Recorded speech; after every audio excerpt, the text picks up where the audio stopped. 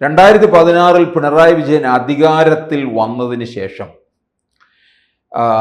ശബരിമലയുമായി നടത്തിയ ഒരു വാർത്താ സമ്മേളനത്തിൽ അദ്ദേഹം പറഞ്ഞ ഒരു കാര്യമുണ്ട്. ശബരിമലയിൽ നിന്ന് പണം വാരാം. ആ ഒരു പ്രഖ്യാപനം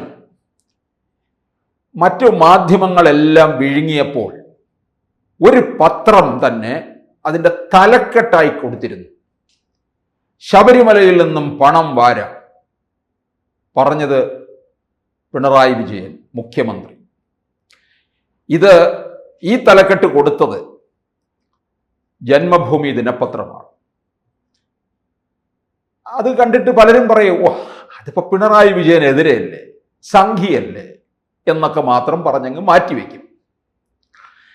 അങ്ങനെ പറഞ്ഞു കഴിഞ്ഞ മറ്റു മാധ്യമങ്ങളൊക്കെ ആ വാർത്ത തമസ്കരിച്ചപ്പോൾ ഇന്ന് പണമല്ല, ശബരിമല മുഴുവൻ വാരിക്കൊണ്ടിരിക്കുന്നതാണ് എല്ലാ പത്രങ്ങളും വെണ്ടയ്ക്ക അക്ഷരത്തിലും മത്തങ്ങ അക്ഷരത്തിലും ഇങ്ങനെ വന്നുകൊണ്ടേയിരിക്കുകയാണ്. ശബരിമലയിൽ ഏത് തരത്തിലാണ് ഇത്തരത്തിൽ ചോർച്ച സംഭവിച്ചത്? ഒരു പരികർമ്മിയാണല്ലോ ഇതെല്ലാം തുടങ്ങി വെച്ചത്. പരികർമ്മിയുടെ ബന്ധം എന്ന് പറയുന്നത് വളരെ വലുതാണ്. തിരുവനന്തപുരം ജില്ലയിലെ കിളിമാനൂരിലുള്ള ഉണ്ണികൃഷ്ണൻ പോറ്റി എന്ന് പറയുന്ന ഒരു പൂജാരി, ഒരു പരികർമ്മിയായിട്ടാണ് ശബരിമലയിൽ എത്തുന്നത്. പരികർമ്മി എന്ന് പറഞ്ഞാൽ ഈ മേൽശാന്തിമാർക്കുള്ള ഒരു സഹായി ആയിരിക്കും. പൂജയുടെ കാര്യങ്ങളെല്ലാം ഒത്തു കൊടുക്കുക, അതിൻ്റെ പൂജാ കാര്യങ്ങളൊക്കെ റെഡിയാക്കി നിർത്തുക. ഈ പരികർമ്മിക്ക് തിടപ്പള്ളിയിൽ ചാർജ് ഉണ്ടായിരുന്നു. തിടപ്പള്ളി എന്ന് പറഞ്ഞാൽ ഭഗവാന് നേദ്യം ഉണ്ടാക്കുന്ന സ്ഥലമാണ്. അപ്പൊ ശ്രീകോവിലിലും കയറാം നിവേദ്യവുമായിട്ട്, പക്ഷെ പൂജ ചെയ്യാനുള്ള അവകാശം ഇല്ല.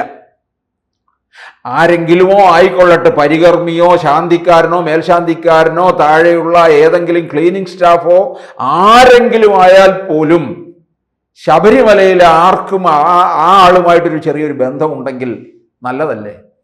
കാര്യം ഒരു പരിചയത്തിലുള്ള ഒരാളെ ശബരിമലയിൽ നമുക്ക് കിട്ടിക്കഴിഞ്ഞാൽ അവിടെ വരുന്ന ഉടനെ നന്നായി ഒന്ന് ദർശന സൗകര്യം കിട്ടും. എല്ലാ ഭക്തരും മണിക്കൂറുകളോളം ക്യൂ നിന്ന് ഒരു മിന്നാരം പോലെ കണ്ടുപോവുകയാണ്. അപ്പോൾ 2 മിനിറ്റ് അവിടെ നിൽക്കാനുള്ള, 2 മിനിറ്റ് എന്ന് പറഞ്ഞാൽ ഒരു യുഗം പോലെയാണത്.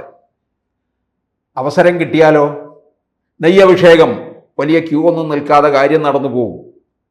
അപ്പോൾ അരവണയൊക്കെ വാങ്ങിച്ച് സുഖകരമായ ദർശനവും നടത്തി മലയിറങ്ങാം. അവിടെ വരുന്ന ഭക്തരൊന്നും തന്നെ ഈ വലിയ ഹോട്ടൽ സമുച്ചയമൊന്നും നോക്കി നടക്കുന്നില്ല. അവിടെ ഹോട്ടൽ സമുച്ചയവും ഇല്ല. ഈ കേരളത്തിന് പുറത്തു നിന്നും ആന്ധ്ര, തമിഴ്നാട്, കർണാടക, മഹാരാഷ്ട്ര, പിന്നെ ഇന്ത്യക്ക് പുറത്തു നിന്നും സിംഗപ്പൂരിൽ നിന്നും മലേഷ്യയിൽ നിന്നും ഒക്കെ വരുന്ന ഭക്തർക്ക് ഹോട്ടൽ സമുച്ചയത്തിൽ കിടക്കണ്ട. അവിടെ എവിടെയെങ്കിലും തിരുമുറ്റത്ത് എവിടെയെങ്കിലും ആ വനാന്തർഭാഗത്ത് എവിടെയെങ്കിലും ഒന്ന് വിരിവെക്കണമെന്നേ ഉള്ളൂ. അവിടുന്ന് കിട്ടുന്ന ആ ഒരു ഊർജമുണ്ടല്ലോ, ആ ഊർജവും വഹിച്ചുകൊണ്ടാണ് പിന്നെ അവർ പോകുന്നത്. അത് ഒരു വർഷത്തേക്കുള്ള ഊർജം സംഭരിച്ചു പോവുകയാണ്, ആ പോസിറ്റീവ് എനർജി. അപ്പോൾ അങ്ങനെ പിന്നെ താമസത്തിനൊന്നും, പിന്നെ ദേവസ്വം ബോർഡ് പ്രാഥമിക കൃത്യങ്ങൾക്കൊക്കെ തന്നെ എല്ലാ സൗകര്യവും ഒരുക്കിയിട്ടുണ്ട്. അപ്പൊ ദർശന സൗകര്യം കിട്ടുന്നത് വലിയ കാര്യമാണ്. അവിടെ വന്ന് വിരിവെച്ച് കിടക്കുന്നവരൊക്കെ എന്ന് പറയുന്നത് കോടീശ്വരന്മാരാണ്. അവർക്ക് അങ്ങനെ കിടന്നാൽ മതി ശബരിമലയിൽ വരുമ്പോൾ. അതാണ് അവിടുത്തെ രീതി. ഇവരുമായിട്ടൊക്കെ തന്നെ നല്ല ബന്ധം ഈ പരികർമ്മി ഉണ്ടാക്കി, ഇവർക്ക് ദർശന സൗകര്യം ഉണ്ടാക്കി കൊടുത്തു. പരിചയം ഉണ്ടെങ്കിൽ ദർശന സൗകര്യം ആയിക്കൊള്ളട്ടെ. പക്ഷെ ഈ പരികർമ്മി ഇവരുമായിട്ടുള്ള ബന്ധം തുടർന്നുകൊണ്ടേയിരുന്നു. വൻ ബിസിനസ്സുകാരല്ലേ ഈ പരികർമ്മി. അവരുടെ അടുക്കൽ ധരിപ്പിച്ചിട്ടുണ്ട്, ഞാൻ ശബരിമലയുടെ ശാന്തിക്കാരനാണ് എന്നൊക്കെ പറഞ്ഞ്. ശബരിമലയിലെ ശാന്തിക്കാരൻ എന്നൊക്കെ പറഞ്ഞു കഴിഞ്ഞാൽ അയ്യപ്പനെ വണങ്ങുന്നത് പോലെ അവർ ഈ പരികർമ്മിയെയും വണങ്ങിയിട്ടുണ്ട്. അവിടെ വിളിച്ചോണ്ട് പോകും അവരുടെ നാട്ടിലേക്ക്, അവരുടെ സ്ഥാപനത്തിൽ ഒരു പൂജ നടത്തുന്നു, ബിസിനസ് അഭിവൃദ്ധിക്ക്, അല്ലെങ്കിൽ ഏതെങ്കിലും വീടിൻ്റെ പിന്നെ പാലുകാച്ച്, പുതിയ സ്ഥാപനം തുടങ്ങുന്നതിനുള്ള പൂജ, ഇങ്ങനെയൊക്കെയുള്ള കാര്യങ്ങൾ. അവരുടെ ബിസിനസിന്റെ വലിപ്പം കണ്ടിട്ട് ഈ പരികർമ്മി ആവശ്യപ്പെടും, അല്ലെങ്കിൽ അവരിങ്ങോട്ട് ആവശ്യപ്പെടും, എനിക്ക് ഈ കാണുന്നതെല്ലാം തന്നത് അയ്യപ്പനാണ്, എനിക്ക് എന്തെങ്കിലും അയ്യപ്പൻ അങ്ങോട്ട് സമർപ്പിക്കണം, എങ്ങനെയാണെന്ന് ഈ പരികർമ്മിയോട്, ഈ ഉണ്ണികൃഷ്ണൻ പോറ്റിയോടൊക്കെ ചോദിക്കും. അതിപ്പം അവിടെ എന്തെങ്കിലും കൊണ്ടുവന്ന് ഇപ്പം വിജയമല്യ അവിടെ വന്നപ്പോൾ ഈ ശ്രീകോവിൽ ചെമ്പ് പാളിയായി. വിജയമല്യ അങ്ങോട്ട് ബോർഡ് പ്രസിഡന്റിനോട് ആവശ്യപ്പെട്ടു, ഇത് നമുക്ക് പഞ്ചാബിലെ സുവർണ ക്ഷേത്രം പോലെ ഇത് എന്തുകൊണ്ട് ഒരു സ്വർണം പൊതിഞ്ഞുകൂടാ? ശരിയാണ്, ശ്രീകോവിൽ ഇപ്പോൾ സ്വർണം പൊതിഞ്ഞിരിക്കുകയാണ്. പൊന്നമ്പല നട പൊട്ടി വിടർന്നു എന്നല്ലേ ജയവിജയന്മാരും ഒക്കെ പാടുന്നത്. അങ്ങനെ വിജയമല്യ പിന്നെ ഇവിടുന്ന് അങ്ങ് പോയേ, നാട് വിട്ടു. വാങ്ങിച്ച ബാങ്ക് വായ്പ കൊടുത്ത ലോണൊന്നും തിരിച്ചടച്ചില്ല. വിജയമല്യ ഒന്നും ചെയ്യാൻ പറ്റത്തില്ല. നമ്മളായിരുന്നുവെങ്കിൽ നമ്മുടെ കിടപ്പാടമൊക്കെ ജപ്തി ചെയ്തുകൊണ്ട് പോയേ. അപ്പോൾ വിജയമല്യയോടെ വലിയൊരു ആദരവൊക്കെ കാണിച്ച് അങ്ങനെ നിൽക്കുക. 18-ാം പടി സ്വർണം പൊതിഞ്ഞില്ലേ, തമിഴ്നാട്ടിലുള്ള ഒരു ഭക്തനാണ്. അത് 18-ാം പടി എന്ന് പറയുന്നത് അത് കൃഷ്ണശിലയിൽ തീർത്തതായിരുന്നു. അതിൽ ഈ പണ്ട് കാലങ്ങളിൽ വരുന്ന ഭക്തർ അതിലാണ് തേങ്ങ ഉടയ്ക്കുന്നത്. ആദ്യമായിട്ട് മലയൗട്ടുന്നവർ 1-ാം പടിയിലായിരിക്കും അടിക്കുന്നത്. 18-ാമത്തെ മലയൗട്ടുമ്പോൾ 18-ാമത്തെ പടിയിൽ ഉടയ്ക്കും. അത് കഴിഞ്ഞാലോ എന്ന് ചോദിച്ചാൽ ഏതിൽ വേണമെങ്കിലും ഉടയ്ക്കാം. അങ്ങനെ പടിക്ക് തേയ്മാനം സംഭവിച്ചപ്പോഴാണ് സ്വർണം പൊതിഞ്ഞത്. അത് കഴിഞ്ഞപ്പോൾ പിന്നീട് 18-ാം പടിയുടെ ഇരുവശവുള്ള വലിയ മതിൽ കെട്ടിൽ തേങ്ങ ഉടയ്ക്കാൻ പ്രത്യേക സൗകര്യം ചെയ്ത് അവിടെ തേങ്ങ ഉടച്ച് 18-ാം പടി കയറി അങ്ങോട്ട് ചെല്ലുകയാണ്.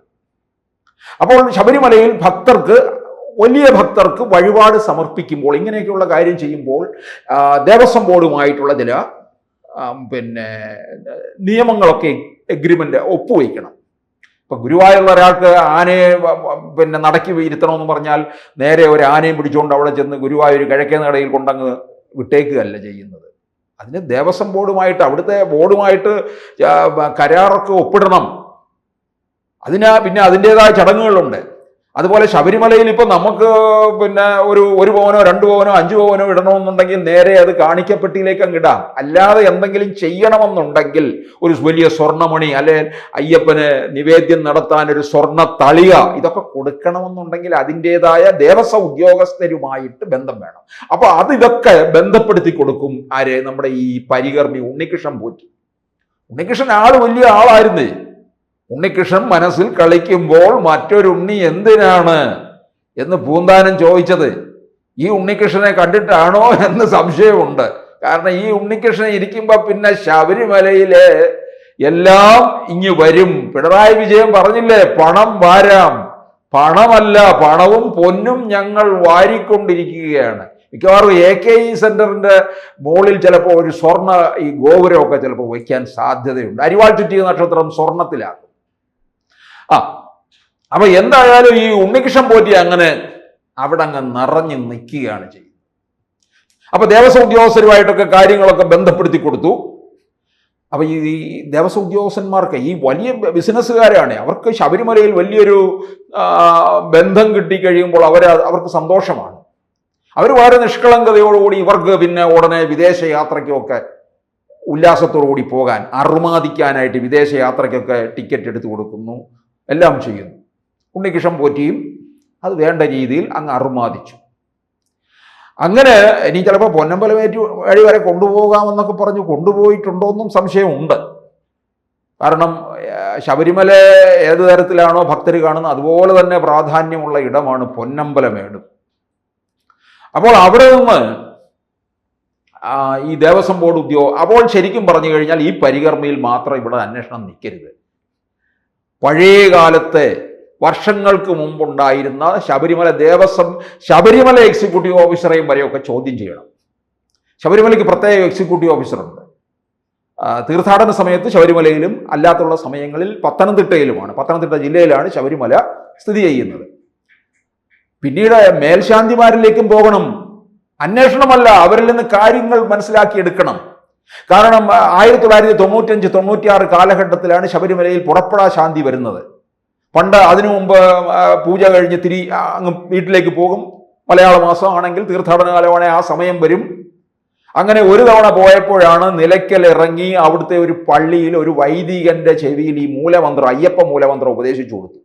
അത് വലിയ വാർത്തയായതാണ്. ഇന്നിപ്പോൾ ശബരിമലയെ പറ്റി വരുന്ന വാർത്ത പോലെ തന്നെ പത്രങ്ങളിൽ മുൻ പേജിൽ വലിയ അക്ഷരത്തിൽ അടിച്ചു വന്നുകൊണ്ടിരുന്നതാണ്. അങ്ങനെ അതിനുശേഷമാണ് 95-96 ശബരിമലയിൽ പുറപ്പെടാ ശാന്തിയായത്. അതായത് ഒരു വർഷത്തേക്ക് വൃശ്ചികം 1 മുതൽ അടുത്ത വൃശ്ചികം വരെ ശബരിമലയിൽ തന്നെ ആയിരിക്കണം. ശബരിമല മേൽശാന്തിയും മാളികപ്പുറം മേൽശാന്തിയും 18 പടിക്ക് താഴേക്ക് വരാൻ പാടില്ല. അപ്പൊ അവർക്ക് പരികർമ്മികൾ ഉണ്ടാകുമല്ലോ കൂടെ സഹായത്തിനുമൊക്കെ. അപ്പൊ അവിടെ വേറെ ഒന്നും ആരുമില്ല. അപ്പൊ ഈ ഉണ്ണികൃഷ്ണൻ പോറ്റിയെ പോലുള്ള പരികർമ്മിയൊക്കെ ആ സമയത്തും അവിടെ നിന്ന് ശബരിമലയിൽ നിന്ന് എന്തെല്ലാം കൊണ്ടുപോയിട്ടുണ്ട്, കൊണ്ടുപോകേണ്ട വഴികളെ കുറിച്ചും ആലോചിച്ചിട്ടുണ്ട് എന്നുള്ളത് അന്വേഷിക്കേണ്ടിയിരിക്കുന്നു. അതുകൊണ്ടാണ് ശബരിമലയിലെ മുൻ മേൽശാന്തിമാരുടെ കയ്യിൽ നിന്നും മൊഴിയെടുക്കേണ്ടിയിരിക്കുന്നു. അപ്പോൾ പണമാണോ വാരുന്നത്, സ്വർണമാണോ വാരുന്നത് എന്നുള്ളത് നമുക്ക് ഇനി അങ്ങോട്ട് അറിയേണ്ട കാര്യമാണ്. സ്വാമിയേ ശരണമയ്യപ്പ. കൂടുതൽ വാർത്തകളും വിശേഷങ്ങളും നിങ്ങളിലേക്ക് എത്താൻ ABC മലയാളം സബ്സ്ക്രൈബ് ചെയ്യുക, ബെൽ ബട്ടണും അമർത്തുക.